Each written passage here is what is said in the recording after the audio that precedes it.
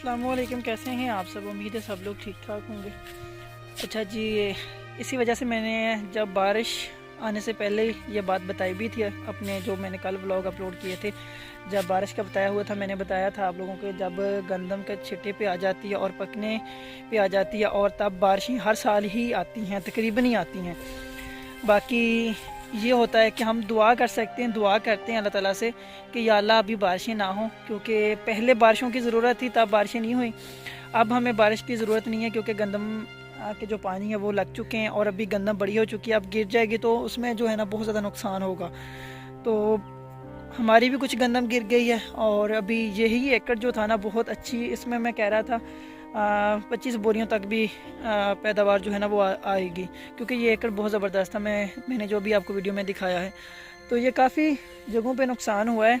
अल्लाह ताला की देन है, उसी ने देना है। हो सकता है इसमें ही बरकत ज़्यादा आ जाए, लेकिन मैं सिर्फ बात कर रहा हूँ। हम लोग दुआ करते हैं कि या अल्लाह ऐसा ना हो। बाकी बेहतर फ़ैसला अल्लाह ताला ही का होता है, उसको पता होता है कि अपने हमारे इस बंदे के लिए क्या बेहतर है क्या नहीं। बाकी जो हमें लगता है ठीक है, जो बेहतर है, हम वही अल्लाह ताला से मांगते हैं, वही अल्लाह ताला से दुआ करते हैं। अभी गंदम गिर जाए, जो गिर गई है ना, तो मैं इस बारे में भी बात कर रहा था घर वालों से। मैंने कहा अभी देखने जो नसीब में होता है वही मिलता है। अब देखने सारा साल बारिशें पहले नहीं हुई, अभी अब एंड पे आ गई है फसल जो है ना ये कनोले वगैरह, ये भी पक के तैयार हो गए हैं, काट रहे हैं लोग, और इसके साथ गंदम भी तैयार हो गई है समझें। तो अभी जो है ना बारिशें आई हैं, अभी जो गिर गई है गंदम, ये खड़ी नहीं होगी दोबारा।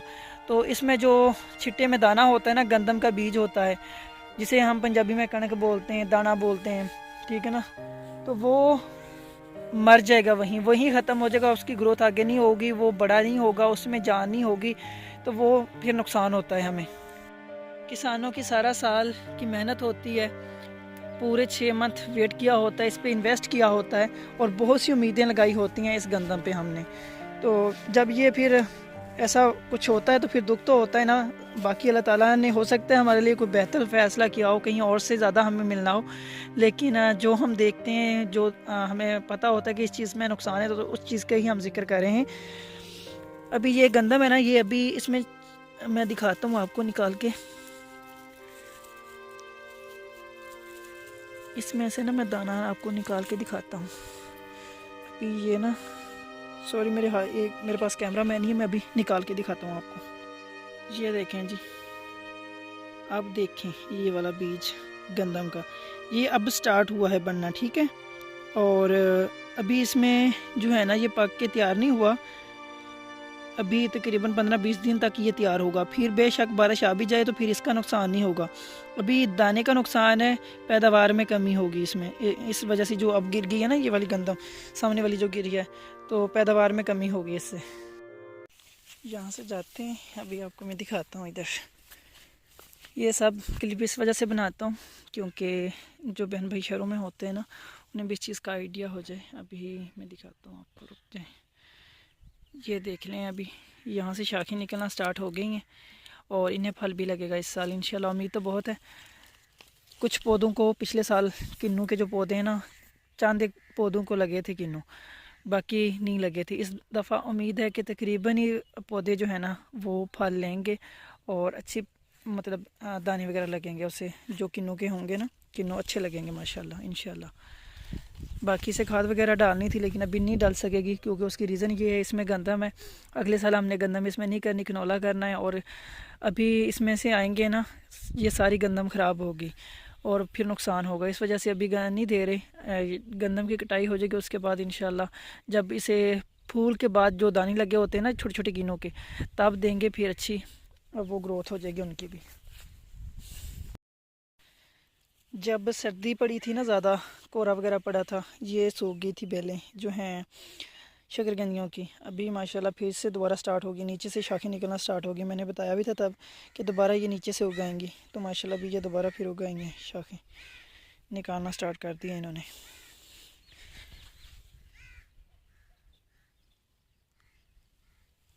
अभी करते हैं बात, जैसा कि मैंने कल भी कॉल की थी, भैया अब्बास को भी हमने समझाया था।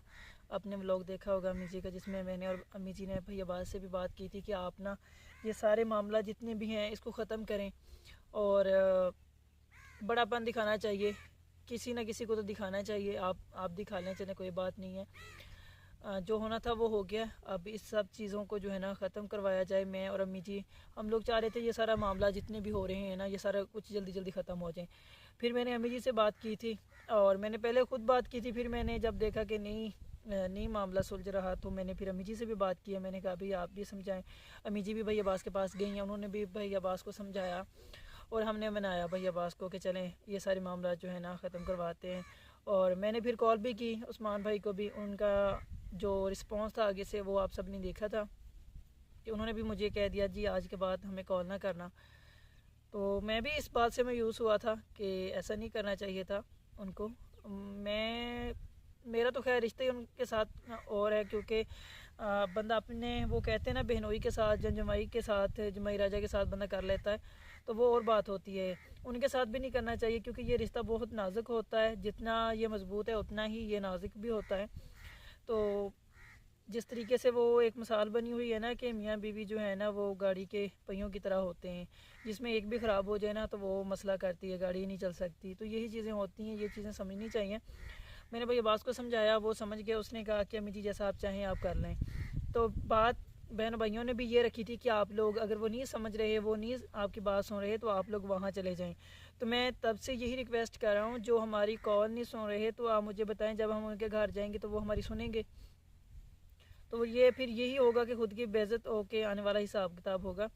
तो मेरे ख्याल के मुताबिक हमें कुछ टाइम देना ही चाहिए उन्हें। और बहुत से बहन भाइयों ने यही बोला था भाई आप उन्हें टाइम दें, वो खुद समझ जाएंगे, आप उन्हें इग्नोर करें। तो मैं चाह रहा था कि देखें वो भी चुप करके बैठ जाएंगे, हम भी चुप करके बैठ जाएं, और ये सारा कुछ जो है ना ये ख़त्म होने वाली साइड पे चला जाएगा।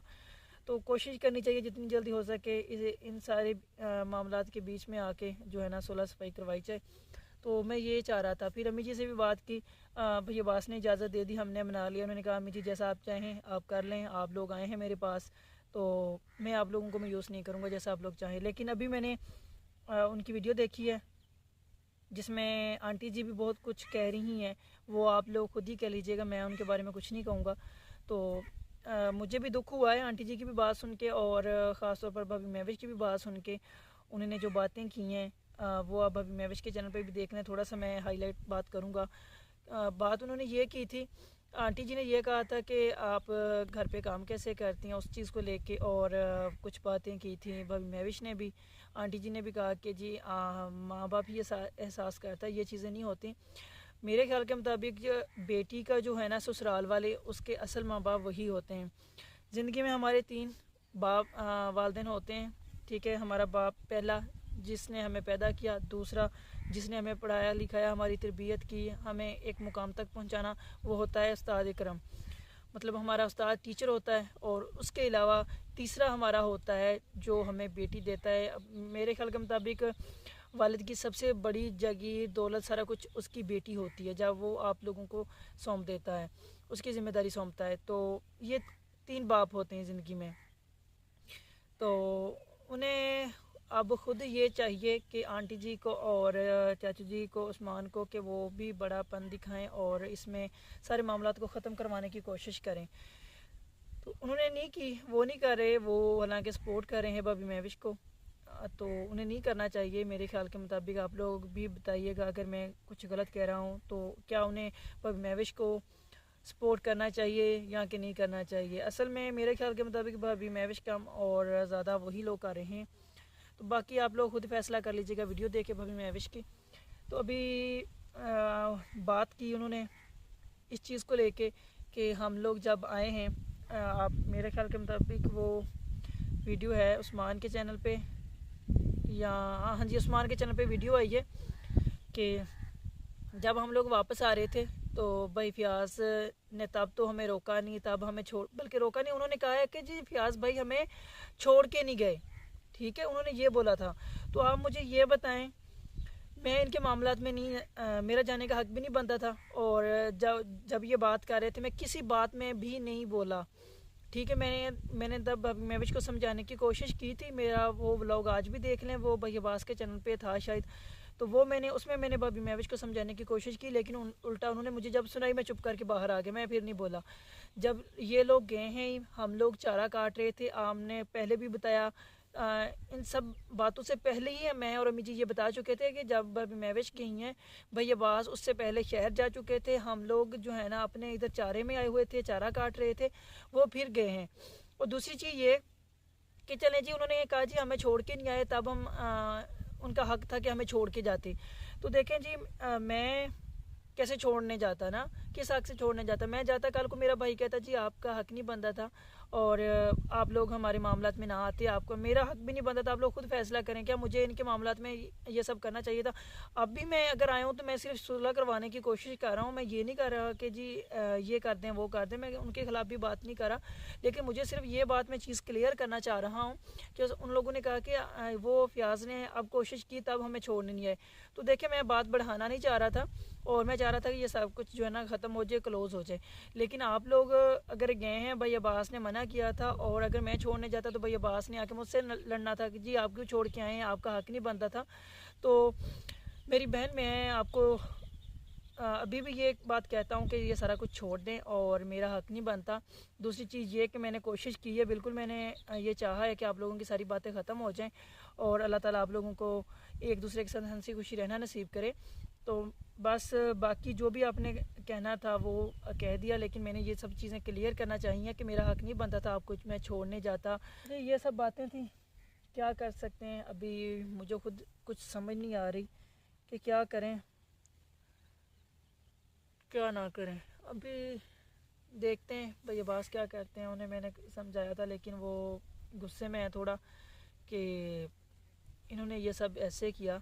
और हम लोग तो समझा सकते हैं जी, किसी के साथ ज़ोर ज़बरदस्ती तो हम लोग कर नहीं सकते, ना कोई आज के दौर में कोई ज़ोर ज़बरदस्ती करने देता है। ये छोटी मोटी सी बातें थी। तो काफ़ी बहन भाई मुझे मैसेज कर रहे थे इंस्टा पे, फेसबुक पे, और कमेंट्स भी कर रहे थे भाई आप लोग प्लीज़ सुलह करवाएं, ये सारा कुछ समझाएं। तो मेरे हाथ में जो है, सबसे छोटा हूँ घर में, तो कोशिश फिर भी करता हूँ कि यार ये सारे मामला ख़त्म हो जाएं, लेकिन वो बड़े हैं मुझसे, वो मुझे डांट भी लेते हैं फिर, क्योंकि छोटा हूँ, जाहिर सी बात है, वो तो मैं सारी ज़िंदगी छोटा रहूँगा। अभी दूध पीता बच्चा तो मैं हूँ नहीं, मुझे भी सारी समझ है। और क्या कर सकते हैं जी, कुछ समझ नहीं आ रही मुझे। आप लोग बताइएगा क्या करना चाहिए, क्या नहीं करना चाहिए। और दूसरी बात ये कि जब उस्मान और भाभी महविश गए थे, वो हमसे मिलके भी नहीं गए, ठीक है।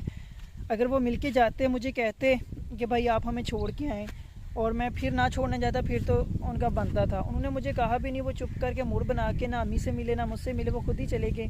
तो हमें इस चीज़ का पता भी नहीं था, तो फिर भी उन्होंने कह दिया जी ये छोड़ने नहीं गए। तो भाई इस तरह तो नहीं ना होता, आप लोग हमें ना मिल के गए, ना आपने हमसे फिर बात की, तो ऐसे फिर बंदा क्या करे। अगर आप लोग मुझे कहते कि भाई आप हमें छोड़ के आएँ, फिर तो मैं कहता। आप लोग खुद गए हैं, आपने भाई अब्बास के मना करने के बावजूद गए हैं, तो फिर मैं इस वजह से चुप था कि इनके दोनों का मामला हैं, भाई और भाभी दोनों जो है ना खुद सॉल्व करें।